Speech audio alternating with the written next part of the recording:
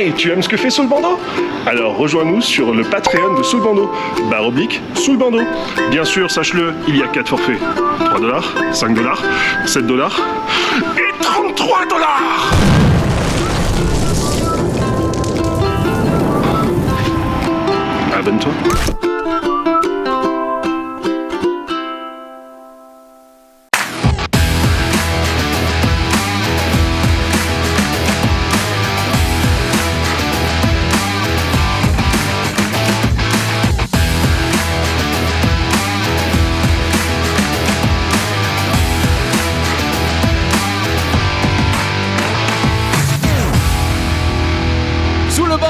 Émission numéro 78 et on est de retour des fêtes, donc on a quand même pris quelques semaines pour bien se reposer. J'ai vu tous les commentaires, mon frère Hervé de notre dernier épisode, en fait, les aventures d'Hervé de la pierre taillée à l'intelligence artificielle. Donc ça a pris un peu de temps à démarrer, mais je pense qu'on a dépassé le 3000 visionnements là, pour l'épisode, donc c'est quand même très bien. Il y a eu les fêtes, hein. Il y a eu les fêtes. Il y a eu les fêtes, c'est ça.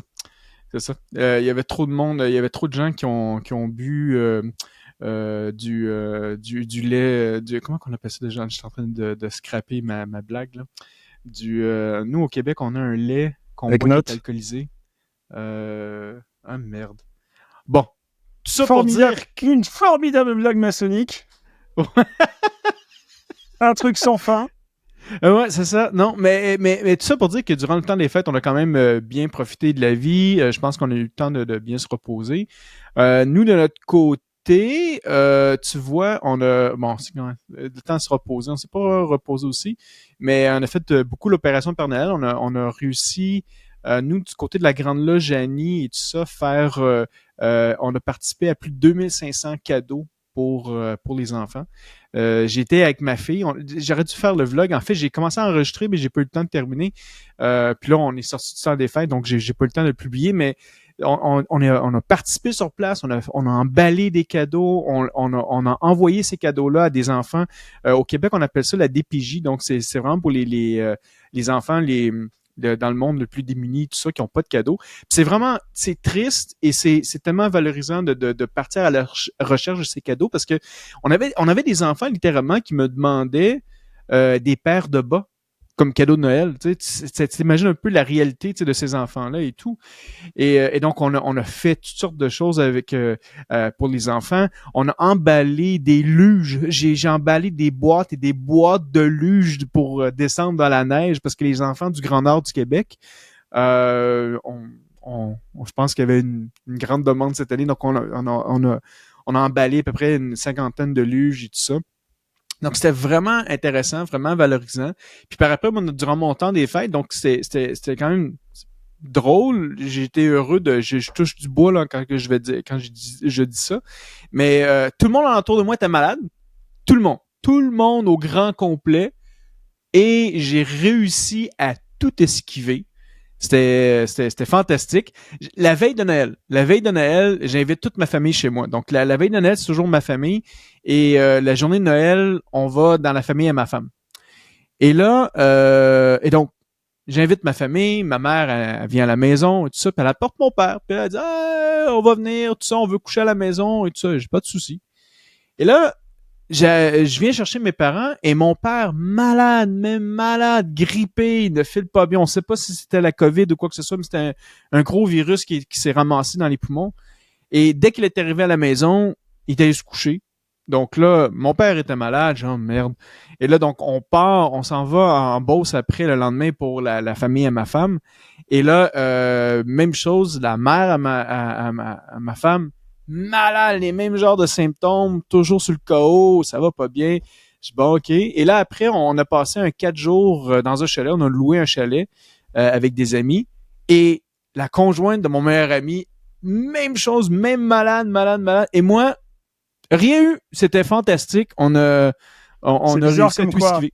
Quand c'est toi qui fais à manger et que tu manges pas la nourriture que tu fais, bizarrement, en France, il y a de la chance que pour la canaille. Voilà. Hein. C'est ça. Donc là, on a réussi à éviter tout ça. Et toi, de ton côté, comment ça s'est passé, ton temps des fêtes? J'ai pas mangé, en fait, tes plats, donc c'était jeu salé, hein, y a pas de souci. Ouais, c'est vrai. Mais la prochaine fois que tu viens au Québec, tu sais que tu vas goûter à de la fine cuisine québécoise. Tu vas voir, je vais te faire une expérimentation de tout plein de choses. Alors, tu sais que justement, on m'a proposé de venir faire des conférences au Québec. Et Ah ouais? j'ai qu'un souci actuellement, c'est que j'attends mon passeport. Ah, c'est vrai, t'es un immigré légal, c'est ça? C'est ça. Pas Moi, non, mais de toute façon, s'il y a des questionnaires, hein, je dirais que je te connais, comme ça, ceci, ça fera peur. Oui, je connais le grand maître là, du Canada, il n'y a pas de souci. Ah oui, t'as reçu des invitations, c'est bien ça? Celui qui a un compte Patreon? Mais à combien est le compte Patreon, dis-moi? Ouais, on va contacter les impôts pour s'assurer qu'ils remboursent tout.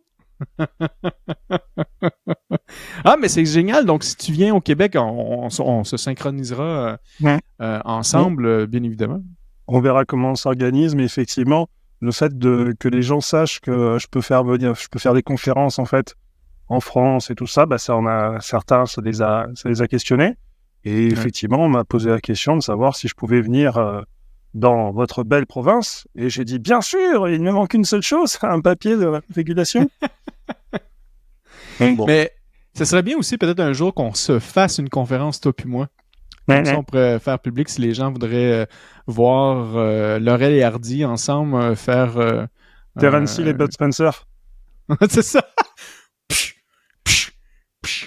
Ouais. Ah, tu sais que le Bud Spencer, pour moi, ça a été mon héros quand j'étais tout jeune. Littéralement, là, ma mère m'a fait écouter tous ses films avec Terence Hill.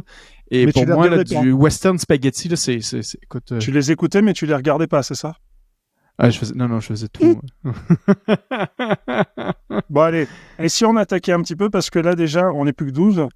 Donc, ouais, c'est ça exactement. Non, mais avant de débuter, en fait, je dois quand même faire, parce que la dernière fois, on ne l'avait pas fait, je dois remercier quand même nos commanditaires parce que on apprécie vraiment toujours le travail que vous faites avec nous. Deux commanditaires, le commanditaire premium en premier, ce qui est Consultant BGH, qui sont une firme informatique, qui sont à Montréal, mais aussi un peu partout à l'international, aussi spécialisés en Afrique. Donc, si vous avez des besoins informatiques, des services de téléphonie IP et tout ça, Consultant BGH, je vais mettre le lien quand même en dessous. On les remercie de participer maintenant. Ils sont rendus des commanditaires premium, donc un grand merci à eux et bien évidemment no-colonne.com. Vincent, Oscar, deux frères absolument fantastiques. Vous leur direz bonjour de ma part. Et d'ailleurs, parce que je fais le lien avec ça rapidement avant notre sujet, parce que tu es maintenant la préface de mon livre qui est Lucifer et la franc-maçonnerie, Anatomie d'un mythe. Et bien évidemment, no-colonne.com va être aussi un revendeur de nos publications pour la Roseraie des philosophes. Donc, encore une fois, merci à Vincent et à Oscar, c'est vraiment très apprécié. Sinon, je vais d'ailleurs me faire beaucoup d'amis dans cette préface. Oui, ben écoute, si on peut commencer le début du sujet avant qu'on aille au sujet principal, c'est toujours bien de parler de ce genre de choses-là. Tu sais, bon, en premier lieu, moi, faire un livre, c'est tout un challenge pour moi parce que j'ai toujours eu le syndrome de la page blanche. Je connais rien là-dedans. Puis moi, j'écris, puis ça peut prendre beaucoup plus de temps pour écrire quelque chose. Je me rappelle, on avait eu une conversation depuis moi un jour. Tu disais que toi, habituellement, tu vas écrire ta première version, tu vas l'effacer, tu vas recommencer par après. Moi, tu peux pas me demander ça parce que sinon, ça va prendre le double ou le triple du temps. T'sais. Déjà là, ce livre a pris 1 an et demi à écrire et tout le monde le sait. Là, tout ça, c'est inspiré par toi parce que tes deux fameux vidéos sur Satan et Lucifer avec la maçonnerie, moi, ça faisait des années que les gens, moi, au Québec, c'est absolument incroyable. Les gens, des fois, comment qui peuvent être méchants puis vouloir des fois faire des menaces et même jusqu'à des menaces de mort et tout ça. Et souvent, on me traitait de tout luciférien et tout ça. Puis à chaque fois, je me battais, mais tu sais, je voulais toujours me justifier et tout ça. Puis là, je me suis dit, sais-tu quoi? Je vais me justifier en leur chargeant un modique prix dans un livre, et comme ça, ils pourront lire et se faire leur propre opinion de tout ça. Donc, c'est vraiment grâce à toi, et c'est pour ça que je suis très heureux que et c'est pour ça que je suis très heureux que tu fasses ta préface. Et moi, je trouve ta préface tellement drôle et tellement, tu sais, elle est précise. Pour moi, c'est parfait. C'est juste parfait parce que ça représente aussi notre humour qu'on a ensemble, tu sais, le côté sarcasme. Et donc, c'est super intéressant. Et tout ça, c'est en gros grâce à toi. Puis là, maintenant, je suis en train d'expérimenter Adobe InDesign, qui est un cauchemar pour moi. J'ai de la misère à formater. Non, mais c'est une horreur. C'est une horreur. Écoute, et surtout, toi, dans ton texte, ben là, des fois, tu vas avoir comme des petites questions, et là, je dois tout justifier, et là, ça brise tout. Je te le dis, là, j'ai des bouffées de chaleur depuis tantôt. Ne justifie pas. Ne justifie pas. Ne justifie pas. Non, Ouais, ben, ce qui était intéressant, surtout, c'est que...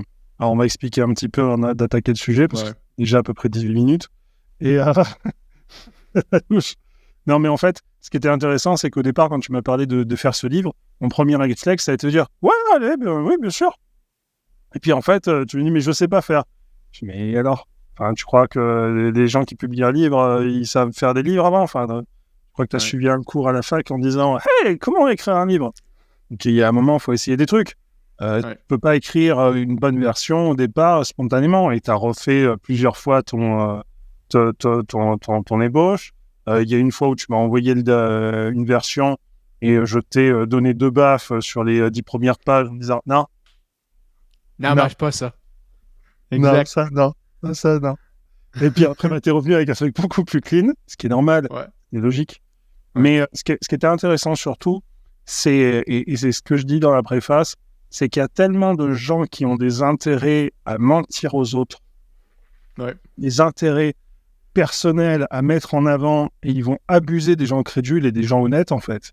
Moi, c'est ça qui m'énerve le plus. Sans nommer de personnes et tout ça. De toute façon, jamais aucun de ces bonimenteurs ne réussira à égaler Léo Taxil. Mais, ou même Aleister Crowley. Ça, c'est impossible. Ouais. Ils essayent, mais c'est médiocre. Mais voilà, le tout, ce qui était important, c'est de se dire que de toutes les manières, même quand on sort un livre, qu'on écrit un livre, c'est rien, on n'est rien en fait. On va pas faire une œuvre qui s'inscrira dans le temps absolu, quelque chose, une œuvre monumentale. On n'est pas Victor Hugo, quoi. Mais c'est bien de laisser une juste trace. Que des chefs-d'œuvre, tu savais pas? Oh, toute simplicité. Toute simplicité. Ouais. Non, voilà. Moi, je travaille l'humilité, hein, tu sais. Oui, travail. Travail, mon gars, travail. Non, mais c'est important de se dire juste, on fait en fait une photographie à l'instant T, en fait, des recherches, des éléments de ce genre de choses. Et là, on vient de faire un teasing de 12 minutes quand même pour ton bouquin. On en parlera plus tard une autre fois. Mais dis-moi, Franco, de combien est le Patreon? De combien tu parles les forfaits Patreon? Bien sûr. Oui, en fait, c'est bien que tu en parles. Habituellement, on le fait à la fin de l'émission. Mais écoute, là, il y a pour encore les Patreons, pour les membres Patreon, on a toujours du temps pour eux. Tu sais, la page Patreon, ça fait partie des tout ce qu'on a présentement dans le studio, tout ce qu'on fait, ça coûte quand même des sous. Même écrire le livre, bon, c'est sûr que les membres Patreon ont contribué là-dedans, tu sais, pour faire l'édition et tout ça. Donc, ça nous aide vraiment beaucoup. Et on a une page qui s'appelle patreon.com/sous le bandeau. On a 4 forfaits. On a le forfait à 3$, le forfait à 5$, le forfait à 7$ et le fameux forfait à 33$. D'ailleurs, quand vous êtes le très illustre patron, littéralement, vous êtes nos éditeurs. Donc, à chaque fois que nous, on écrit un bouquin, soit moi ou Hervé, vous avez le droit de regard, le droit de veto, en fait, sur tout ce qu'on écrit. Donc, tu sais, tantôt, on disait que Hervé... moi. Ah, OK, ben d'abord, il faut l'autre forfait à 50$. Et là, vous avez ultimement tout le contrôle. Je peux dire qu'il y en a des maçons qui ont voulu avoir un droit de regard sur les trucs que j'écrivais. Ouais, on en parle souvent en plus. Mais on les salue. Et mais c'est ça. Donc patreon.com/sous le bandeau. Et tous vos dons, ça nous aide. On apprécie vraiment beaucoup. Donc encore une fois. Vous financez les coupes de cheveux de Franco. Ouais. Oh, et là, Ouais, tu vois, de plus en plus que je fais je coupe mes cheveux, tu vois, j'ai des cheveux blancs qui commencent à pousser ici, là. Donc, non, c'est je me pas le rends fait que compte tu que coupes je tes suis plus cheveux, aussi hein, c'est jeune que l'âge. ça. C'est Ça, c'est l'âge. l'âge. C'est le cordon, en fait. C'est ça. Ça te fait blanchir, les cordons Ouais, et les sautoirs. Misère, c'est hein. ça. C'est vrai. C'est vrai. C'est blanc sur le cordon, c'est blanc dans les cheveux. Ah oui, ça, c'est sûr. Mais dis donc, Euh, quel est le sujet du jour? Exactement. Le sujet du jour, hein? L'utilité des hauts grades. Tu m'as proposé ce sujet, puis je trouve ça vraiment intéressant. Parce que, si je peux faire l'introduction, en fait, de ça, c'est que nous, au rite écossais ancien accepté, dans les rituels qu'on utilise présentement, littéralement, dans le rituel d'élévation à la maîtrise, il est dit noir sur blanc que les 3 premiers degrés sont complets. Donc, en tant que tel, on peut arrêter après le 3e degré tout ce que contient la maçonnerie, c'est là. Donc, on ne force pas la personne d'aller dans les hauts grades. Cependant, moi, depuis que je suis dans les hauts grades, ça fait quand même assez longtemps que je suis dans les hauts grades, ben moi, ça m'a permis de tout simplement approfondir. Et c'est pour ça qu'en maçonnerie, nous, au Canada, on a souvent des gens qui manquent de cheveux ici, là, qui perdent des cheveux au front, devant le front, parce que à chaque fois qu'on élève, on augmente de marche, on réalise des choses. Donc là, on se frappe littéralement dans le front à chaque fois. Et c'est là que ça fait perdre tous les cheveux. Tu vois, moi, j'ai pas assez compris. Il me reste encore pas mal de cheveux. Mais pour moi, ce que je trouve génial des hauts grades, puis je serais curieux aussi de t'entendre, c'est que justement, ben, il y a des choses. Il y a quelques années de ça, je te donne un exemple, quand j'étais au 30e degré, puis j'ai passé l'initiation du 30e degré, c'est là que j'ai réalisé, compris des symboles au 2e degré. Tu vois? Et pour moi, c'est ça, c'est une remémorer. Donc, ouais, je vais t'entendre, toi, là-dessus. En fait, pourquoi, au départ, tu voulais qu'on jase de ça, qui est un sujet passionnant, mais parle-moi un peu de ton expérience, puis qu'est-ce que tu en penses de tout ça? Alors déjà, je voulais qu'on parle de ça pour essayer d'avoir un petit peu une thématique pour une fois à nos vidéos. Ça pourrait faire plaisir à ceux qui nous regardent, à nos viewers. Non, parce que souvent, ça se termine quand même. On est en train de s'amuser sur Dali à essayer de générer des images pour faire des t-shirts. Mais je vais te montrer mes nouveaux Avengers que j'ai fait en plus. Ah ouais, ça il faut après. Mais en fait, déjà, il faut expliquer que Léograd, c'est un fantasme pour beaucoup de gens. C'est-à-dire, à cause de Taxil, Taxil, qui était un bonimenteur, un de ces fameux, le gang des escrocs, hein, comme je dis souvent, c'était une personne qui, en fait, pendant 12 ans, a raconté n'importe quoi pour se moquer des catholiques crédules, en fait, du 19e siècle, en France, et même dans le monde, hein, puisqu'il a été traduit dans pas mal de langues. Et en fait, ce qu'il y a, c'est que il avait introduit l'idée que dans des hautes loges, parce qu'en fait, il avait quand même, je rappelle de mémoire, il avait... je pense qu'il a fait 3 tenues. Il avait assisté à 3 tenues toute sa vie sur 8 dates de tenue à peu près. Hein. Donc, c'était un expert international sur la franc-maçonnerie. Vous vous doutez bien, en faisant 3 tenues dans toute sa vie. Et en fait, il avait introduit l'idée que dans les hautes loges, alors on ne parle pas de hautes loges hein, d'ailleurs en maçonnerie, dans les hautes loges, il y avait un savoir caché luciférien et tout un ensemble de bêtises. Et en fait, il y a des gens qui ont gardé un peu cette image-là de comploteurs dans les hauts grades et ce genre de choses. En fait, ce qu'il faut expliquer, c'est que les hauts grades, c'est un terme continental. C'est un terme du continent de France et d'Europe, mais d'Europe continentale, parce qu'en fait, les Anglais ne parlent pas du tout de hauts grades. Pour eux, en fait, il y a 3 grades, donc plus 1, c'est-à-dire qu'effectivement, l'arc royal, comme on l'a traduit, en fait, ça constitue un grade qui va compléter le grade de maître. Et en fait, il y a des grades complémentaires. Complémentaires parce qu'en fait, ils apportent une solution à l'histoire qui, jusqu'alors, en fait, n'avait pas été totalement racontée. Exemple, maître maçon de la marque, c'est un grade complémentaire du grade de compagnon. Donc, il y a toute une logique historique qui se fait. J'allais dire mariners, oui, newtoniens en français. Il va y avoir tout un tas de grades en fait supplémentaires. Et en fait, dans ces ordres, qui sont des ordres, on va dire, horizontaux, et non pas verticaux, dans ces ordres horizontaux, à chaque fois, à l'intérieur, il y a un ou plusieurs grades, un ou plusieurs fonctions. Ce qui fait qu'une fois, je m'étais amusé à calculer, et que si on passait un grade par an, il fallait minimum 37 ans pour avoir fait la totalité de la maçonnerie anglaise. Ce qui, spoiler alert, est impossible à faire, puisque pour passer les grades, il faut qu'il y ait des collèges. Pour qu'il y ait des collèges, il faut qu'il y ait des personnes qui le fassent. Et une personne qui viendrait juste pour pouvoir passer un grade, prendre un grade et se barrer, j'en connais pas.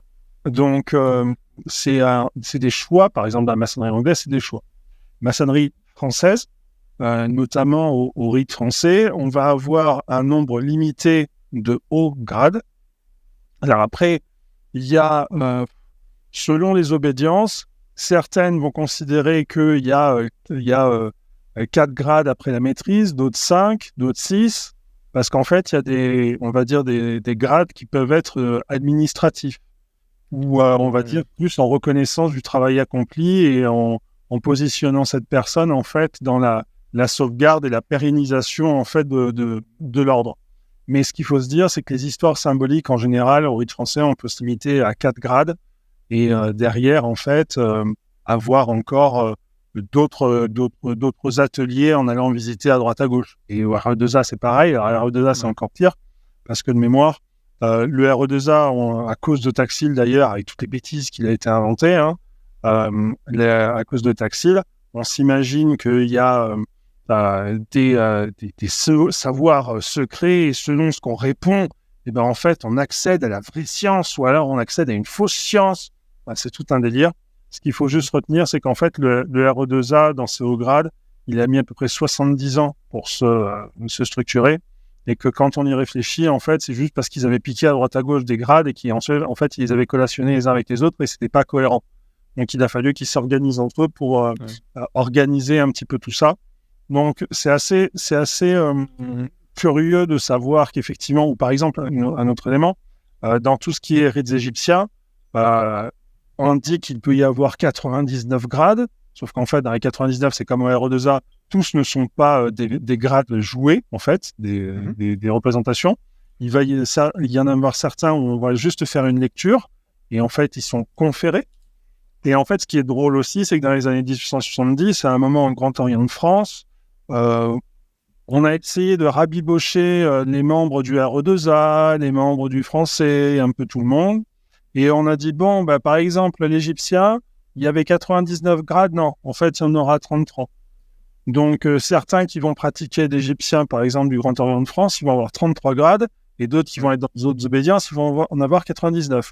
Moi, j'ai mis 10 ans pour comprendre à peu près comment se structurer un petit peu tous les hauts grades, les machins, tout ça, à droite à gauche. Et quand on gratte, on s'aperçoit qu'il y a des subtilités. Il va y avoir la genèse du RE2A où en fait, dans les premières versions, il y avait que 22 grades. En fait, c'est 25, c'est 22 plus 3. Voilà, donc c'est compliqué à suivre véritablement. Et puis surtout, il y a des versions différentes. On est quand même allé au XVIIIe siècle jusqu'à peu près 200 grades différents qui pouvaient être conférés, quoi. Faut pas oublier notamment que Villermoz, avec son rectifié, c'est parce que il avait été initié vers les 20 ans et qu'en fait, arrivé à un moment, il avait reçu à peu près tous les grades qu'il pouvait trouver à Lyon et dans les environs, même en voyageant. Donc, voyant que rien ne lui convenait, il a pris la stricte observance templière avec d'autres frères, il a retiré d'une partie de sa substance et il a réinjecté en fait on va dire une espèce de vision de Martinez de Pasquali à l'intérieur pour faire vraiment une âme à son régime rectifié. Donc, il suffit de plusieurs personnes pour inventer des rituels, donc forcément, derrière, pour tout ce qui est haut grade, c'est la même chose. Mais c'était important de pouvoir parler de ça parce qu'en fait, la question qu'on se pose souvent, c'est est-ce que c'est obligatoire d'aller dans les hauts grades, par exemple ? Il y a des frères qui se posent la question. La réponse, c'est bien sûr que non et bien sûr que oui. C'est-à-dire que, est-ce que c'est obligatoire ? Non, puisque déjà, souvent, il faut qu'on soit proposé de pouvoir entrer là-dedans. Mais bien sûr que oui, parce qu'en fait, vu qu'il y a une histoire complémentaire, si on ne la fait pas, en fait, on n'a pas tout compris. Et en fait, on ne sait pas jusqu'où on va nous amener à réfléchir. L'autre soir, j'étais à un deuxième ordre du français. Deuxième ordre du français, il y a des éléments symboliques, sans rentrer dans les détails, qui sont très intéressants sur l'humilité, sur plein de choses, à faire réfléchir, en fait. Les grades maçonniques, en fait, ça permet de réfléchir, en fait, de le vivre, c'est permettre une évolution, une transformation. C'est ça la chose. Maintenant, pas tout le monde est invité à parcourir le chemin plus avant.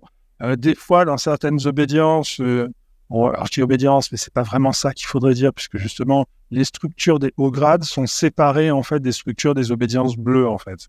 Donc, ce qu'il faut se dire, c'est que il y a une gestion d'apprenti compagnon maître et il y a une gestion séparée en fait de tout ce qui est au grade ou au grade complémentaire. Bien évidemment, les gens qui sont dans ces structures complémentaires font partie aussi des loges bleues, mais il y a une notion de souveraineté en fait des décisions qui des fois est un peu poreuse. On reproche souvent ça au RE2A, notamment en France, que les décisions qui se passent dans les hauts grades influent beaucoup sur les décisions qui peuvent se prendre dans les loges. Mais je pense que moi, si je peux me permettre, pour moi, c'est une réalité qui est dans... En fait, non, je dirais pas que c'est une réalité, mais ici, au Québec, les structures sont vraiment séparées, mais j'ai vu quand même en France, je nommerai pas les obédiences, mais que des ingérences. Grand maître, hein? Des ingérences. Oui. Donc, le grand maître qui était en loge bleue, en fait, dans l'obédience, bon, ben là, pour bien paraître, il est passé au Suprême Conseil. Et là, tout d'un coup, ben, c'est toujours lui qui donne les directions parce que c'est lui qui a appointé comme très puissant souverain grand commandeur le grand maître. Et là, le grand maître, ben, en fait, c'est ça. Donc, est au service du Suprême Conseil, tu sais. Mais je pense que c'est pas toutes les juridictions qui sont comme ça. Tu vois, comme nous, au Québec, notre juridiction, elle est des hauts grades, elle est 100% indépendante, donc on n'a aucune influence. Mais j'ai déjà vu effectivement cela dans le passé. Tu sais, mais tu sais, en fait, au Québec, ça existe quand même avec le RER. Le RER, avec sa structure qui est différente un peu, que je sais qu'il y a certains qui vont me lancer des tomates, mais c'est pas mal pyramidal.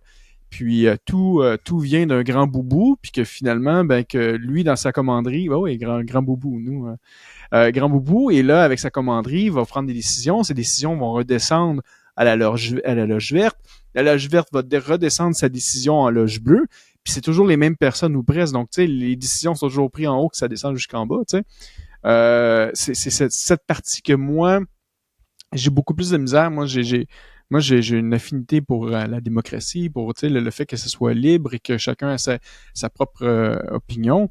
Donc, j'ai un peu de misère avec cette structure-là du RER. Même si j'ai fait tous les degrés au RER, là, j'ai quand même une difficulté avec ça. Faut pas oublier aussi, alors c'est déjà, moi en France, on parle souvent de grand mamamouchi, donc c'est rigolo que toi au Canada, tu parles de grand boubou, mais on va faire un dictionnaire franco-franco des expressions. Ouais. Mais le principe du RER, et c'est ce que je disais avant, c'est que dans la vision de Villers-Moz, en fait, c'était un ordre. Et en fait, il faut pas oublier que ce qu'on considère être des ordres maçonniques, la plupart des gens n'ont pas idée que, en fait, ça veut dire qu'il y a une structure pyramidale qui décide, mais c'est une structure pyramidale qui change. Et quand, dans certaines structures, ça ne change pas, c'est là que ça pose problème. Ouais. Quand on a des clans familiaux qui se mettent un petit peu là-dedans, c'est là que ça pose problème. Donc, comme dans toutes les sociétés humaines, les dérives peuvent arriver par l'acceptation de faits qui, au départ, paraissent anodins et qui, en fait, derrière, se révèlent problématiques. Ouais. Donc, ça pose des soucis sur des fois des successions de grandes maîtrises, ça pose des soucis des fois sur tout ça. Mais ce qui est vraiment important, c'est qu'on fasse la distinction entre la politique maçonnique et la pratique en loge, et en chapitre, et en tout ce que vous voulez en termes d'atelier supérieur. Parce que il y a des personnes qui sont investies au poste d'officier, c'est-à-dire des personnes qui vont réaliser une cérémonie, et en fait, ces personnes-là 98% du temps, elles en ont strictement rien à faire de ce qui se passe dans les arrière-cours, la popote de politique maçonnique. Et souvent, c'est ça qui vient poser des soucis, en fait, aux frères et aux sœurs. C'est de voir qu'on passe des fois plus de temps à discuter sur des décisions, sur des choix et tout ça, et pas forcément sur les symboles, et pas forcément sur l'amélioration personnelle. Et en fait, ça, historiquement parlant, pourquoi est-ce qu'on a créé autant de grades maçonniques ? En fait, c'est parce qu'au départ, il y avait un grade d'apprenti compagnon. Une fois que tu l'avais, il n'y avait plus grand-chose derrière. Parce que le maître, c'était celui qui avait payé pour avoir la patente. Donc, tu viens, tu en reçois 6 à la fois, tu as une réunion par semaine. Au bout d'un moment, tu es un peu sué, quoi, parce qu'il n'y a pas grand-chose d'autre à faire. Ouais. Donc, ils ont dit, non, mais les gars, vers 1725 à Dalouche, non, mais on va faire un grade de maître. Donc, ils ont pris, en fait, des parties du grade de compagnon, et puis ils ont dit que c'était en maître, et puis ils ont rempli, en fait, les trous après dans le grade de compagnon. Et puis après, on a dit, non, mais en fait, il n'y a pas que ça comme grade, vous vous doutez bien, parce que c'est un savoir qui est que les maçons inventent toujours des légitimités historiques pour rendre noble un lapin, vaut mieux l'appeler de Garenne, hein. Mais en fait, on s'est retrouvé à avoir des créations de grades, des fois qui se ressemblaient, des fois qui... si certains veulent s'amuser, par exemple, sur Gallica, GA2LICA, c'est là-bas la Bibliothèque nationale de France, qui en fait a listé dans ses fonds certains au grade maçonnique, des versions du RE2A antérieur, ce genre de choses. Le truc, c'est que c'est assez drôle, quoi, parce qu'effectivement, on voit qu'il y a une petite surenchère quand même qui est faite, hein. On voit qu'il y a des spécificités, des trucs qu'on invente. Et même quand on regarde un petit peu les grades, on s'aperçoit qu'il y a des choses qui, par exemple, maintenant sont faites et qui, en fait, ne correspondent à rien auparavant, quoi. Un exemple très bête, sans trahir de secret, quand on fait des santés avec un couteau, en fait, au départ, c'était pas forcément un couteau. Mais c'est qu'on disait, si on n'a rien, vous prenez votre couteau. Sauf que 200 ans plus tard, on dit, c'est un couteau, en fait, les gars. Ah oui, d'accord. Donc, et tout le monde dit, ah oui, c'est vrai, je sais, mon surveillant, il y a 10 ans, il m'avait déjà dit ça. Et moi, j'avais dit, mais je comprends pas. Il m'avait dit, tu verras quand tu auras l'âge. Maintenant, j'ai l'âge et je comprends toujours pas. C'est ça. Mais le problème, c'est ça, c'est de retrouver un peu les sources des choses. Moi, je désespère pas, notamment, de trouver des éléments sur les signes d'ordre d'émulation qui, moi, me font penser à certaines choses, mais que j'aimerais bien voir écrit quelque part, dans des journaux, dans des trucs. Ça, c'est un truc que je cherche une marotte depuis 5-6 ans. Ah ouais. Tu vois, parce qu'on ne sait pas pourquoi on fait ça, quoi. Et si on ne sait pas pourquoi on fait ça, c'est qu'à un moment, on a perdu un truc. Donc, il faut essayer de retrouver le petit truc. Dans la recherche de mon livre, je reviens dans mon livre hier, allez acheter bientôt Lucifer et la franc-maçonnerie. Mais il n'est pas en pré-vente. Tu l'as pas mis en pré-vente? Oui, pré-vente très bientôt. Là, j'attends. En fait, je dois terminer certaines modifications sur le site web. Puis après, je vais pouvoir faire la pré-vente. Parce que tu peux mettre la pré-vente, si tu le vends sur Amazon, par exemple, tu peux mettre la pré-vente maintenant. Ouais, mais non, c'est que j'attends mon code ISBN pour faire ça. Et je devrais l'avoir d'ici 5 jours. Donc, ça devrait être fait. Revenons à nos moutons. Mais, donc, durant toutes les recherches, tu sais, que j'ai fait et tout, une des choses au départ, on avait regardé dans la vidéo, que j'avais regardé dans ton vidéo, on parlait du manuscrit de Franquin. Et je l'ai acheté. Et je me suis amusé avec, je me suis régalé. Et j'ai aussi un autre livret, en fait, qui date de 1868 sur tous les rituels du rite écossais ancien accepté. En 1783, on peut voir que les hauts grades du rite de perfection, l'ouverture et la fermeture de loge, 8 lignes. Littéralement. Quelle heure est-il? Boum, boum, boum. La petite danse, la vie est belle, on ouvre les travaux. Même chose, on ferme les travaux, merci, bonsoir. C'est fait, c'est très simple, hein. Et tout le contenu est dans l'aspect théâtral de la chose. Parce qu'on le sait, les Américains, quand ils font les initiations, tout ça, ils se mettent des costumes, puis ils veulent le vivre, ils veulent le sentir, cette maçonnerie. En 1868, ce que j'ai trouvé super intéressant avec les rituels du 4 à 33 pour le rite écossais ancien accepté, cette fois-ci, on a encore des petites ouvertures, des petites fermetures. Ça, c'est toujours présent. Mais on a fait des chansons. On a fait des partitions de musique. Vraiment intéressant. Et là, on pouvait voir, tu sais, durant une exaltation, t'as les frères, t'as les partitions de musique. Donc là, j'ai demandé à des sœurs à Québec qui travaillent pour l'Université de Laval de travailler sur ces partitions-là pour les refaire puis les chanter, parce que pour moi, c'est un héritage, c'est un bel héritage. Puis c'est intéressant de voir que pour eux, dans ce temps-là, ben leur maçonnerie, c'était très musical, très chanté, et on voyait pas des discours, le discours de l'orateur ou quoi que ce soit. Non, on voyait pas ça. Tu sais, on voyait vraiment, c'était exprimé, c'était dans une belle tonalité musicale, tu sais. Donc, ce qui fait tout ça, je sais pas pour toi, qu'est-ce que tu t'en sais, mais l'aspect d'avoir rajouté du texte, est-ce que c'est typiquement français? Est-ce que c'est nous, en fait, c'est-tu en Europe, ça a été rajouté dans l'histoire, ça? En fait, déjà, ce qu'il faut préciser, c'est que l'histoire de la musique, c'est pas Quaero de ça, puisque de base, je le rappelle, la maçonnerie, ça se faisait dans les tavernes. Donc, en fait, on prenait des musiques que les gens connaissaient, parce qu'à l'époque, il n'y avait pas de radio, hein. Donc, en fait, quand il y avait une musique, on prenait 250 paroles différentes, toujours sur le même air, et tout le monde était censé, en fait, savoir quel était cet air. Et quand on regarde justement des livres qui retracent la musique maçonnique, on voit sur l'air de machin chose, et donc certains, je ne retrouve absolument pas ce que c'est que cet air. Donc, c'est impossible de savoir, il faudrait vraiment avoir une connaissance incroyable. Et la chose, c'est que la musique accompagnait effectivement les tenues dans certains cas, mais avec une limite, c'est qu'en fait, quand on a commencé à faire de la maçonnerie de chambre, c'est-à-dire de la maçonnerie dans des appartements, la musique était forcément un peu limitée. T'es pas en train de faire un truc où on réveille tout le monde. Mais il y avait toujours des chants, parce qu'après, il fallait se réunir dans une taverne, Donc, on a perdu cette habitude majoritairement de chanter des chansons, et on limite maintenant en général à la chanson de l'apprenti. Tu connais celle-là ou pas? La chanson de l'apprenti. Mais je pense pas que c'est les mêmes que les tiennes. Il faut savoir qu'il y a quelques années, dans les années 90, il y a un chanteur d'opéra, Bernard Murachiol, je ne sais pas comment on le prononce, hein, bien sûr, qui avait fait un CD en fait de chansons maçonniques. Il avait retrouvé en fait la chanson de l'apprenti, la chanson du compagnon, la chanson du maître. Et en fait, c'était dans les chansons qui étaient le plus chantées, justement.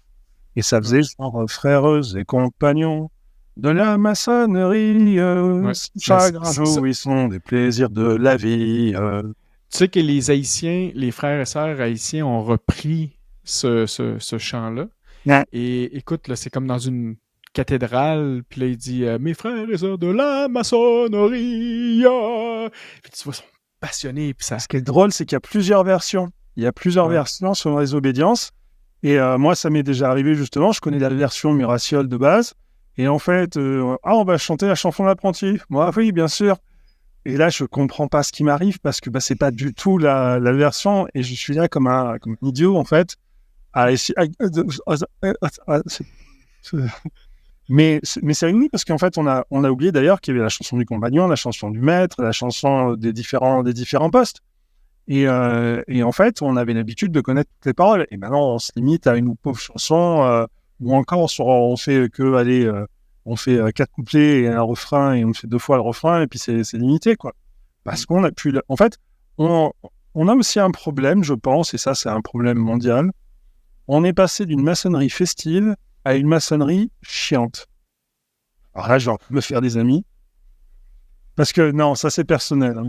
Alors, mes propos n'engagent que moi, mais naturellement, comme on est 3000 à regarder ça, ça engage un peu tout le monde. À quel moment on a décidé qu'il fallait avoir l'air chiant pour être sérieux? C'est une question que je me suis vraiment posée, parce que on a un gros problème en maçonnerie, c'est celui de la posture. Il faut avoir l'air sérieux pour faire semblant, en fait, d'être important et d'être imposant. Le problème, c'est que quand, en fait, on regarde bien, les personnes qui sont vraiment importantes ne se prennent pas au sérieux. Elles font les choses sérieusement, mais elles ne se prennent pas au sérieux. Donc, quand on singe, en fait, des personnes sérieuses et qu'on essaye d'être plus je dis souvent plus catholique que le pape, hein, quand même. On se On le retrouve. salue d'ailleurs. Ah oui, bien sûr, je l'ai eu là, il pouvait pas être là ce soir. Mais, désolé. Il devait être avec l'archevêque philippin, c'est pour ça qu'il parlait contre nous. Mais le truc, c'est que il faut à un moment se poser la question de qu'est-ce qu'on veut. Alors, certes, il faut du décor pour pouvoir, en fait, rentrer dans la cérémonie. Mais, par exemple, une fois, j'ai fait une cérémonie d'élévation en français et on me dit... D'évasion? C'est ça, t'as dit? D'évasion. T'as fait une cérémonie d'évasion? On n'est pas loin. Mais je fais une cérémonie d'élévation en français, on me dit, tu fais la musique. Là, je dis, est-ce que tu es sûr? On me dit, bah oui. Donc, j'ai quand même réussi à caser la mort de Jon Snow de Game of Thrones en musique. J'ai casé un des morceaux de Star Wars, mais pas la marche impériale, hein, un autre morceau. Ça aurait été excellent, ça. Pendant que le frère terrible rentre. Ça a été fait, ça. Ça a été fait lors d'un... En France, on a les comment ça s'appelle? Les journées du patrimoine avec des visites et ce genre de choses. Et souvent, des loges organisent des visites pour les journées du patrimoine. Ouais. Et je crois, dans le sud-ouest de la France, il y avait une loge qui avait fait une conférence où, en fait, alors c'était un peu anachronique parce que le Véné entrait déguisé en Jedi, mais sur la marche impériale. Et dans l'assistance, plein de gens avaient des sabres laser. Alors, spontanément, j'ai vu la vidéo, j'ai trouvé ça génial. Et en fait, en discutant avec d'autres, j'ai su que énormément de frères s'étaient étranglés parce que c'était ridicule. Alors qu'en fait, ça faisait vivre, en fait. On a vraiment oublié que la maçonnerie ne restera vivante que tant qu'il y aura des gens vivants qui resteront en maçonnerie. Ouais. Parce que si c'est pour, en fait, avoir une assemblée de gisants qui sont là juste pour être là, chauffer des chaises et dire j'étais là, ah là là, qu'est-ce qu'on a passé un bon moment, on a reçu notre salaire. C'est pas ça le truc, il faut vivre une maçonnerie heureuse. Il faut même un peu joyeuse, quoi. Sans faire le guignol, sans faire le poète-poète. Il y a des moments où, quand on fait une cérémonie, par exemple, en tant que vénérable maître, et qu'on doit faire, on parlait de l'élévation. L'élévation, il faut savoir que c'est en fait le nom de la cérémonie pour le passage au 3e grade, celui de maître.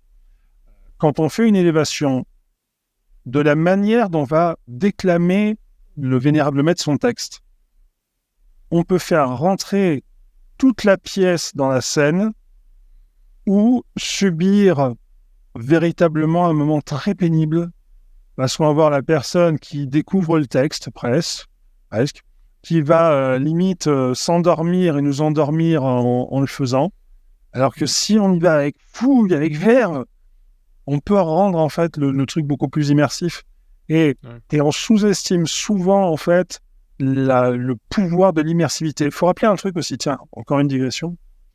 La maçonnerie a été créée sur le modèle des Mysterious Plays.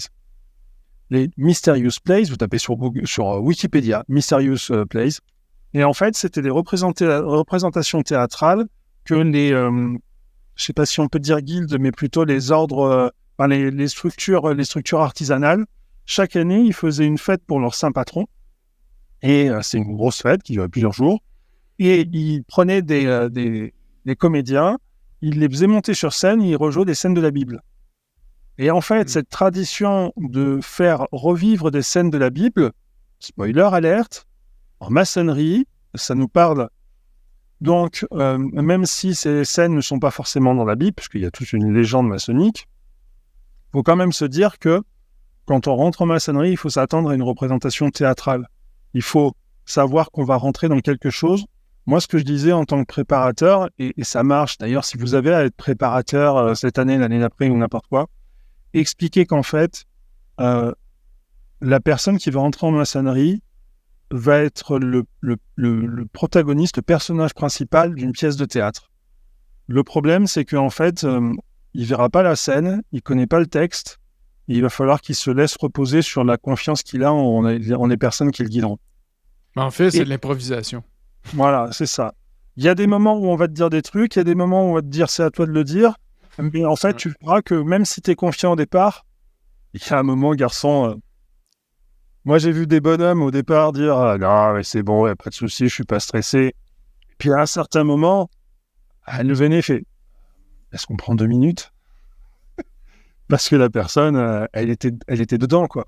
Donc, je ne trahis pas de secret en disant ça, mais en fait, il y a un côté immersif qui, en fait, favorise la réflexion sur soi, qui favorise le travail sur soi. Par exemple, l'émulation, on va pas avoir de base des planches, des textes où on va réfléchir sur ce genre de choses et phosphorer. Par contre, le vrai travail, c'est le travail de intérieurement parlant, réfléchir à la maîtrise de texte qu'on va avoir à dire, au contrôle de ses gestes. Moi, quand j'étais Véné Émulation, je faisais 5 tenues par semaine. C'est-à-dire que j'avais mis, en fait, je m'étais enregistré. Dans la voiture, j'avais des MP3. Et en fait, le matin, je faisais l'ouverture. Le soir, je faisais la fermeture.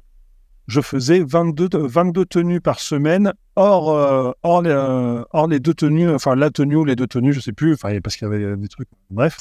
Mais hors ça, en fait, je faisais plus d'une 20aine de tenues par semaine. Et pourtant, j'étais pas au top, hein. Pourtant, il y avait encore des trucs où je buguais, il y avait encore des mots où je plantais, il y avait des moments où, on l'oublie aussi quand les premières fois où on est officier, souvent, je sais pas si c'est pareil pour toi, mais on pense que ça va, je vais le faire. Et quand tu dois dire le texte, tu te plantes. Ouais. Le pire, c'est que les gens, nous, de notre côté, c'est que, comparativement aux rétimulations, nous, c'est tout écrit, là. Puis on va le voir aussi, ce genre de choses-là, tu sais. Et tu vois, moi, j'ai un souvenir, je crois que j'étais compagnon. Et en fait, on m'avait demandé de remplacer un expert. Il avait 3 phrases à dire. Les 3 phrases, je les avais apprises par cœur. Je m'étais dit, comme ça, c'est bon.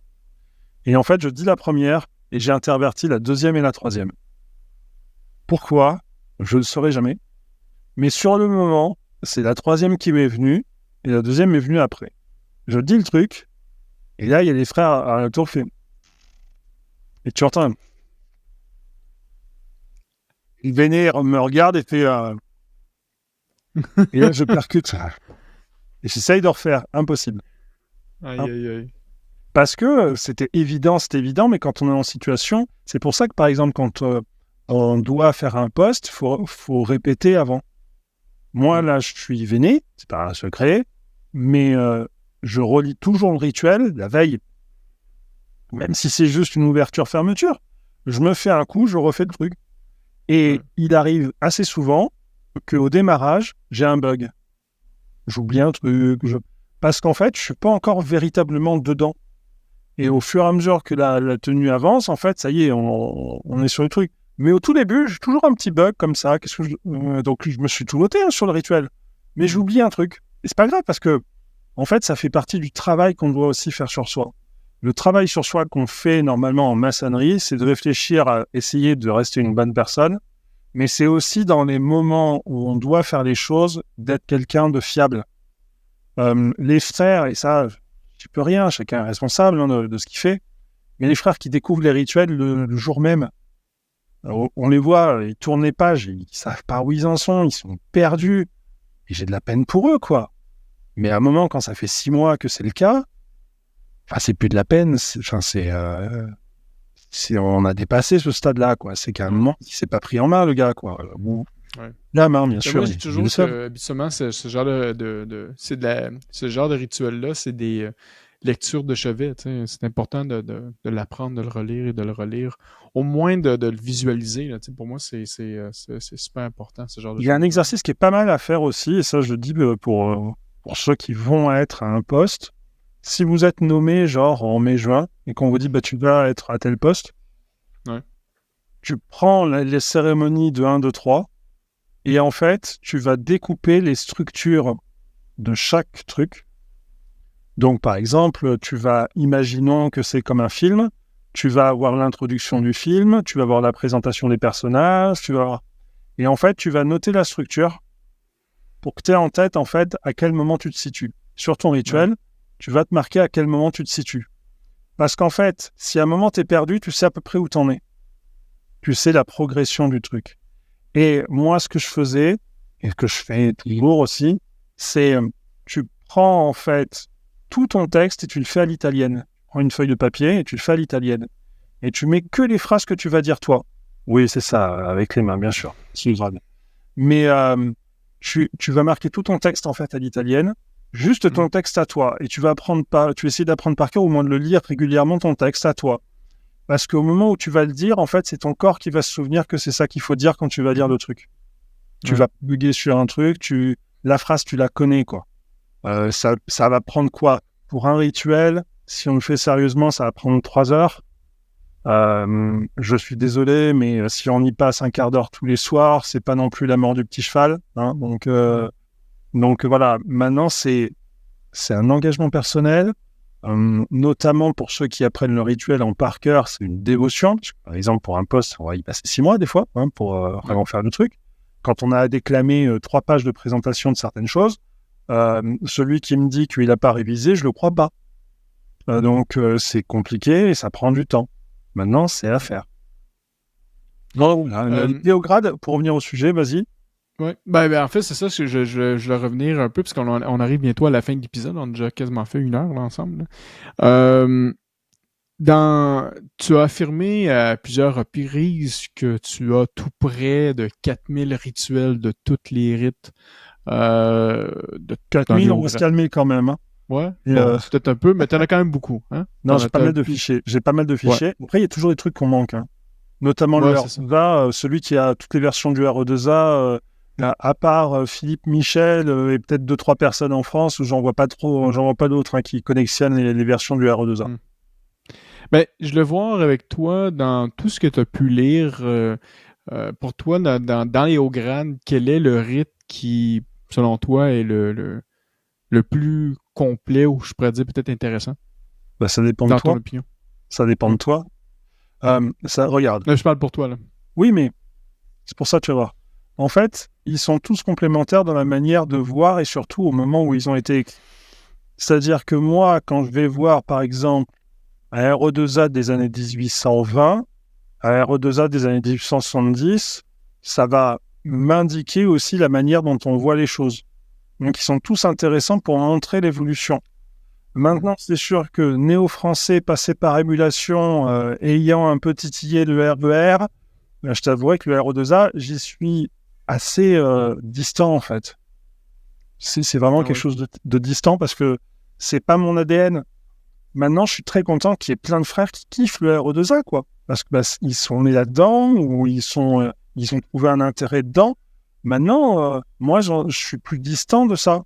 Parce que déjà, quand tu fais déjà plusieurs rites, il y a un moment où tu t'embardificotes les pieds à certains moments, hein, tu sais plus comment tu dois marcher. Mais je pense qu'il n'y a pas de rite qui est supérieur aux autres, il n'y a pas de rite qui est meilleur que les autres, il n'y a pas de... Ce qui est important, c'est surtout les souvenirs qu'on a chacun dans nos rites. Tu vois, un truc très bête. Moi, je suis né au français. Je suis arrivé jusqu'au 3. Au 3, j'ai basculé entre-temps parce que je faisais alternativement avec émulation. J'ai déménagé, je me retrouve à faire de l'émulation. Et en fait, l'émulation, à ce moment-là de ma vie, me convenait beaucoup plus. Parce que le côté, pas ascèse, mais le côté travail sur soi, pour travailler les rituels, le côté école pratique. L'émulation, c'est une école pratique, en fait. Et en fait, en ayant fait d'autres grades après, tout ça, ayant redéménagé, je me retrouve à faire du français. Et en fait, je kiffe à mort. Parce que je continue mon parcours. Je fais pas partie de ceux qui vont en fait faire un rite et ne voir que ça et dire ça c'est le nec plus ultra, ça c'est génial, ça c'est machin. Je pars du principe qu'il faut voir un petit peu tout pour comprendre la maçonnerie. Parce que souvent, il n'y a pas une maçonnerie, il y a des maçonneries. C'est ça. Donc, ça peut être intéressant aussi de voir un truc très bête. Je l'ai déjà raconté cette anecdote. De toute façon, maintenant, je commence moi aussi à avoir des cheveux blancs. J'ai le droit de radoter, j'en ai rien à faire. Et tu vas donner bientôt grand maître, c'est ça que ça veut dire? Oh non, Dieu m'en garde. Et d'ailleurs, je laisse à tout le monde la place, il n'y a pas de souci. Hein. Ne cherchez pas à m'abattre, il n'y a pas de souci. Laissez-moi tranquille dans mon coin. Et en fait, ce qui est drôle, c'est que je vais un jour dans une pharmacie. Et il y a des personnes au comptoir. Voilà, bref. Et en fait, il manquait un des trucs de la liste. J'attends. Je suis sur mon portable. Les autres pharmaciens s'en vont. Il ne reste plus que le pharmacien et moi. Il se penche sur le comptoir et fait « Je vous connais, mais vous ne me connaissez pas. » Et ça, c'est la phrase que tout le monde me dit, en fait, quand il a vu ma chaîne YouTube. Ouais. Et je dis « Ah bon, d'où ça ?» Tu sais, « Ah !» Et en fait, il me dit que vous avez un béret. Je fais, hey, t'es un loulou. Parce qu'effectivement, sur ma chaîne, je parle de loulou, bref. Donc, on en plaisante, on échange des coordonnées. Et en fait, il était dans un rite que j'avais jamais vu de ma vie. OK. Le rite français philosophique. Celui-là, OK. si tu le vois, franchement, t'es surpris. Donc, c'est aussi un rite qui a mis 70 ans à se forger, mais c'est assez différent de ce qu'on peut connaître, tu vois, que ce soit le grossier, le régulateur, ou même le français. Alors, je vois comment on l'appelle, le rite moderne rétabli, le rite français traditionnel, enfin bref, on ne va pas non plus les remater. Mais par hasard, quoi, je tombe sur un gars dans une pharmacie qui se trouve être un frère, qui m'invite à venir voir une tenue d'un truc que jamais j'aurais pu voir de ma vie, quoi. Ben, moi, j'ai trouvé ça très beau parce que justement, ça m'enseignait une autre vision de la maçonnerie qui avait été partagée par plein d'autres frères et sœurs. Et ça, c'est intéressant parce que c'est la pratique de la maçonnerie qui fait que ça t'enrichit toi. Tu peux très bien, en fait, aller voir du français dans une loge qui est en train de crever et où, en fait, tu vas vouloir juste trouver une excuse pour pas assister au banquet. Et à l'inverse, le lendemain, tu vas aller visiter le même rite, au même grade, et tu vas trouver, en fait, des frères et des sœurs, des fois, aussi, qui sont tellement impliqués, qui font vivre le moment, où c'est super beau, où c'est... Donc, c'est pas le rite qui compte, c'est la manière dont on le pratique. Un exemple très bête, tu parlais de bienfaisance. Oui. Lui qui n'a pas compris que la maçonnerie, c'est prendre soin de ses frères, ok, mais surtout des gens qui sont autour de lui et des gens qui lui sont étrangers, il n'a pas compris, en fait. On se targue en disant qu'on essaye de devenir des meilleures personnes, mais tu vois, je trouve ça beaucoup plus louable quelqu'un qui va aller empaqueter des cadeaux à Noël, plutôt que quelqu'un qui va se targuer en disant que moi, je suis grand mamamouchi ou grand boubou, et qui derrière, en fait, quand on lui envoie un mail, il met 8 jours pour répondre et en disant « ça ne me concerne pas ». Donc, voilà. Donc, c'est pour ça qu'il faut aussi nuancer les choses. La manière dont on a de pratiquer la maçonnerie dépend du contexte, des obligations qu'on a à côté, de plein de choses. Mais à un moment, il faut être cohérent. Oui, effectivement. Et après ça, c'est, quand on voit des gens avec des réactions comme ça, puis peut-être ça pourrait être la conclusion de notre épisode, pourquoi que des fois, les gens vont vouloir se concentrer sur des hauts grades pour paraître quand ils pourraient être puis faire ces actions-là aussi. Là, souvent, il y a des gens qui veulent juste se dépêcher d'aller dans les hauts grades parce que justement, pour eux, c'est plus important. T'sais. Et puis tu sais, il y a aussi des gens en fait qui considèrent que parce que tu es à tel haut grade, et ben en fait, tu es quelqu'un. Moi, j'ai un truc très drôle en fait sur une de mes signatures. Comme c'est du rite anglais, je m'étais amusé, mon parrain avait fait ce truc-là parce qu'il s'était aperçu que certains prenaient grand cas. Et en fait, on marquait toutes les initiales des grades qu'on avait passés. Okay. Parce que comme c'est complémentaire, c'est pas juste un grade. Donc ça faisait une vingtaine de lettres avec des virgules et des machins. Et en fait, il y avait certaines personnes qui te disaient « Waouh, t'es tout ça !» Enfin, oui, c'est juste assiste à des trucs. Et puis, au bout de 15 ans, à un moment, si t'as pas passé quelques trucs à côté, c'est qu'à un moment, tu fais de la figuration, quoi. Et tu vois, maintenant, là, en repassant au français, je me retrouve avec juste le grade. Et ça me fait tout bizarre parce que, entre guillemets, j'ai plus cette blague-là à faire. Et tu vois, et en même temps, j'en ai un peu rien à faire parce que la satisfaction que j'avais à plaisanter sur le fait que quelqu'un me répondait juste parce qu'il y avait ce truc-là et que ça me permettait de voir un petit peu la personne, maintenant, ça s'est un peu tassé, quoi. Parce qu'il y a effectivement des personnes pour qui ça compte. Il y a des personnes qui vont dire, lui, je vais le calculer. Puis, moi, j'avais un frère, c'était très drôle. C'est la dernière digression que je fais. J'avais un frère, en fait, qui ne me calculait pas plus que ça, hein. Et un jour, on fait un convent, et puis je prends la parole à l'époque parce que je gérais le site internet de l'obédience où j'étais. Je prends la parole, je parle, machin de choses. Et on était sur Paris, et puis on reprend un taxi, je crois, pour reprendre la gare. Et puis il se met à discuter avec moi, et en sortant du taxi, il me fait « Non, mais ne t'inquiète pas, je vais m'occuper de toi. » Ça faisait genre 3 ans que j'étais là, quoi, donc merci. Ouais.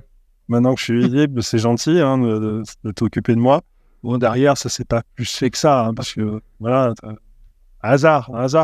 Ouais. Et c'est assez drôle, des fois, les réactions qu'ont certaines personnes et certains frères, parce on est tous perfectibles. Pas leur jeter la pierre non plus, on est tous perfectibles. Celui qui veut faire croire que, ça y est, parce qu'il est maçon, il est parfait, c'est qu'en fait, il a pas vraiment compris ce que c'était la maçonnerie. La maçonnerie, c'est une bande de cruches fêlées qui laisse passer la lumière. C'est tout. Ouais. Et suivant des personnes, elles sont plus fêlées que d'autres. Donc, il y a plus de lumière qui rentre. Moi, je suis très fait, il paraît. Et il paraît que ça se voit. Alors là, c'est un truc qu'on voit. Hervé, on est rendu à la fin de l'émission. C'était, je sais.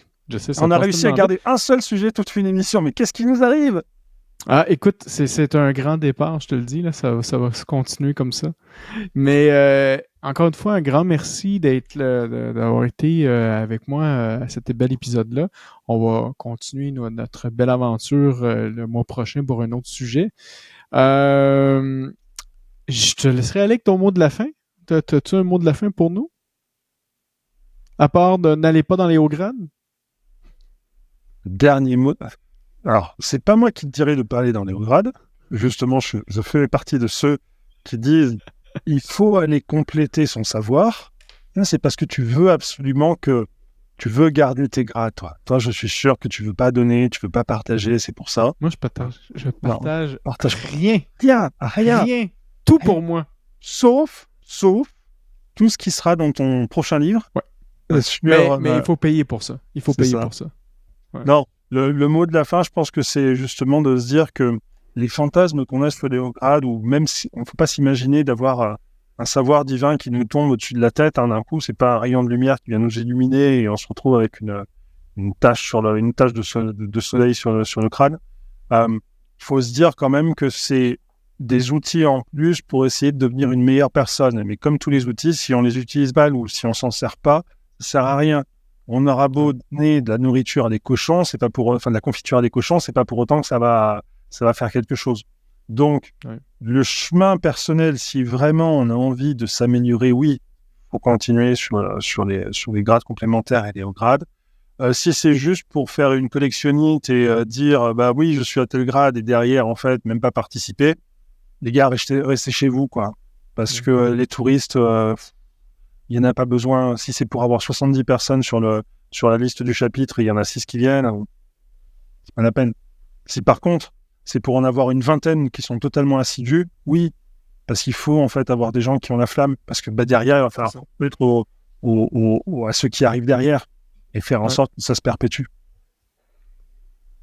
Cool. On finit super bien en plus. Beau mot. Je vais essayer de mettre une petite hymne de musique en arrière là, pour que ça soit plus motivant. Tu vas me faire un montage avec, tu sais...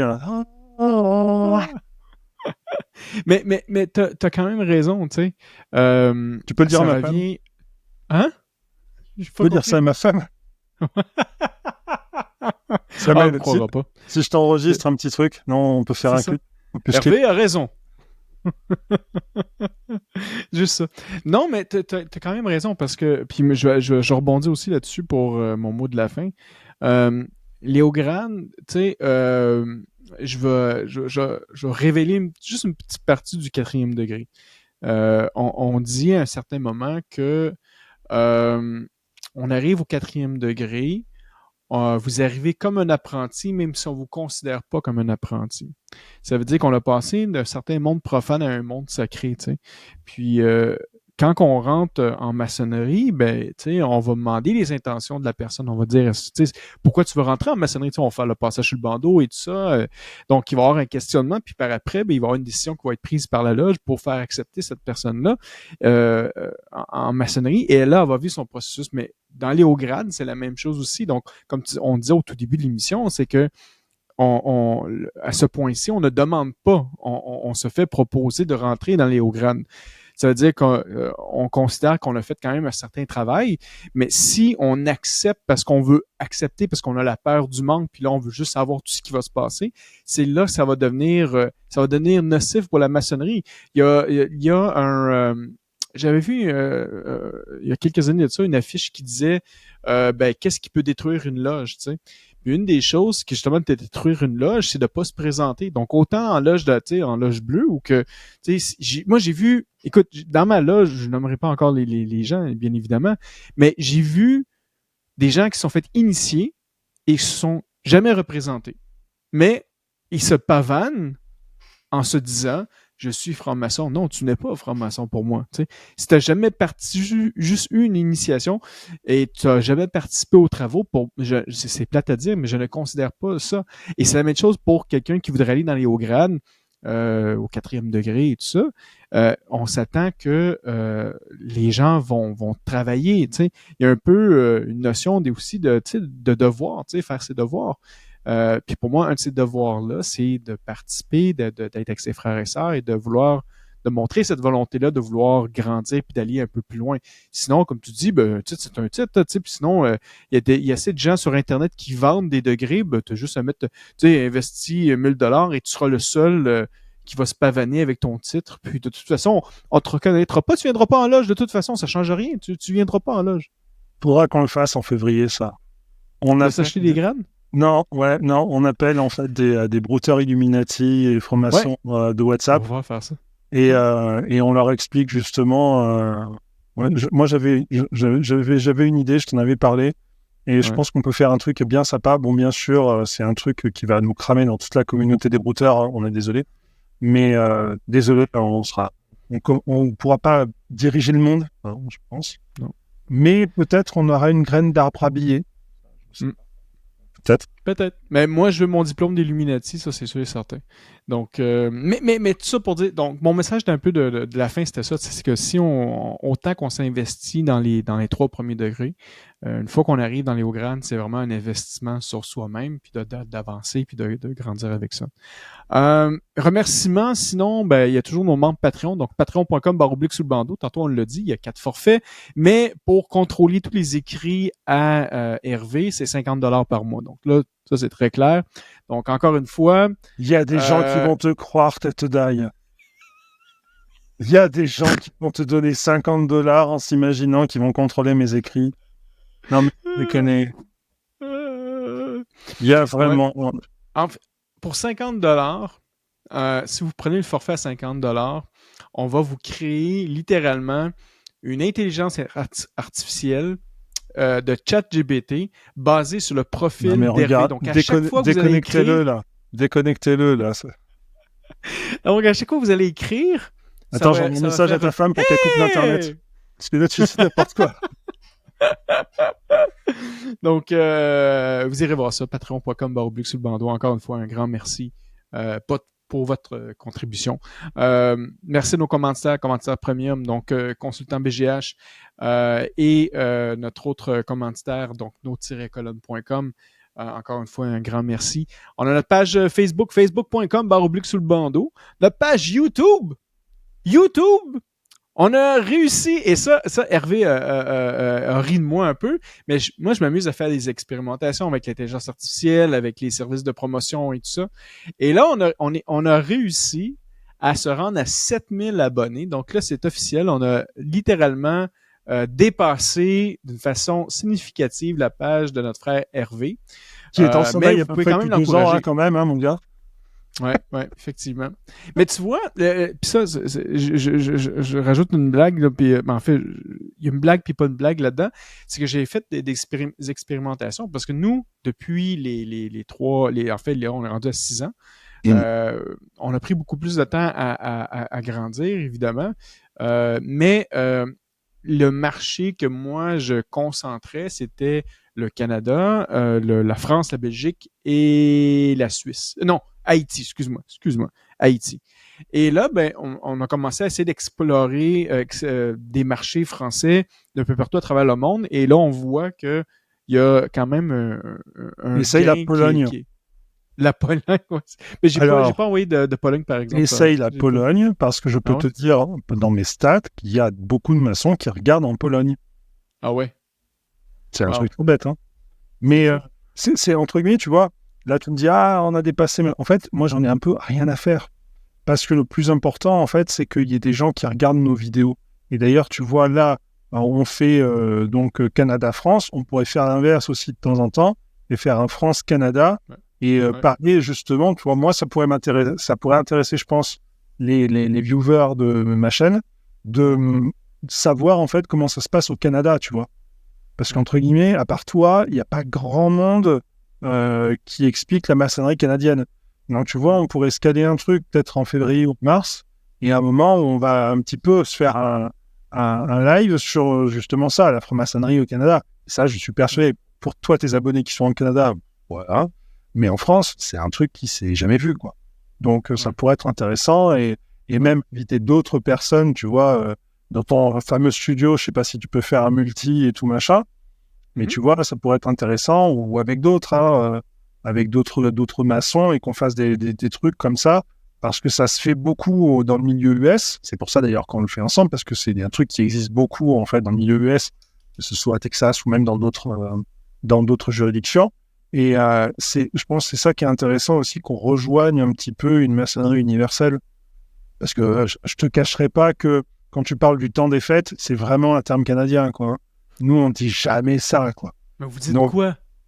Ah, c'est Noël, ou c'est les fêtes de fin d'année. C'est tout, quoi. Nous, on respecte toutes les cultures. Donc, on a remplacé Noël pour le temps des fêtes. Arrête le temps des fêtes. Moi, ça me fait penser au sketch de François Pérusse. V'là le temps des fêtes. V'là le temps des fêtes. Ben oui, mais François Pérusse, tu penses c'est qui? C'est un Québécois. Mais oui. C'est pour ça que ça me fait rire à chaque fois, mais bon, bref. Bon, on va arrêter là parce que là, on recommence à divaguer. Hein. On recommence et termine. Non, mais c'est ça. Donc, tout ça pour dire, mon frère Hervé, un grand merci encore une fois à nos gens qui nous écoutent sur notre page YouTube. Moi, je continue à expérimenter. On regarde des marchés. Puis, comme tu dis, on va essayer d'être à l'international, mais vraiment partout, le plus possible. Notre page, notre site web, soulsbandeau.ca, on a notre boutique. Et là, j'ai un nouveau chandail. Regarde. J'ai une idée pour toi. Oui. Les gants brodés avec le logo de Sous le bandeau. Oui, c'est quelque chose qui est en train d'être pensé et dessiné avec mon fournisseur. Donc oui, on va pouvoir faire ça, bien évidemment. Mais là, avant tout ça, regarde, ça c'est mon nouveau hoodie. Donc avec notre fameux maillet, la console de radio, le micro... le niveau et la perpendiculaire, donc et la règle de 24 pouces. Donc, si ça vous intéresse, vous allez voir ça sur soulsbandeau.ca. Notre boutique est en ligne et on livre partout dans le monde. Et là, d'ailleurs, je t'avais demandé une mesuration. Hein? Même en Pologne! Ouais, donc là, j'essaie de t'envoyer un chandail, justement, tu sois en mesure de l'avoir. Donc, peut-être pour le mois de février, tu pourras le porter dans notre émission qui sera sur ta chaîne. Donc ne t'inquiète pas qu'il sera porté. Ne t'inquiète pas. Là déjà, je dois aller à un convent avec un sweatshirt Jedi. Donc, tu vois, donc... Ouais. Puis là, fais-moi pas partir sur la page de Jedi et de site de franc-maçon, parce que là, on aurait une autre conversation super intéressante. Mais encore une fois, un grand merci. Merci à tout le monde de nous avoir écoutés. Puis on vous revient pour une autre émission le mois prochain. Ciao. Et bisous les haters.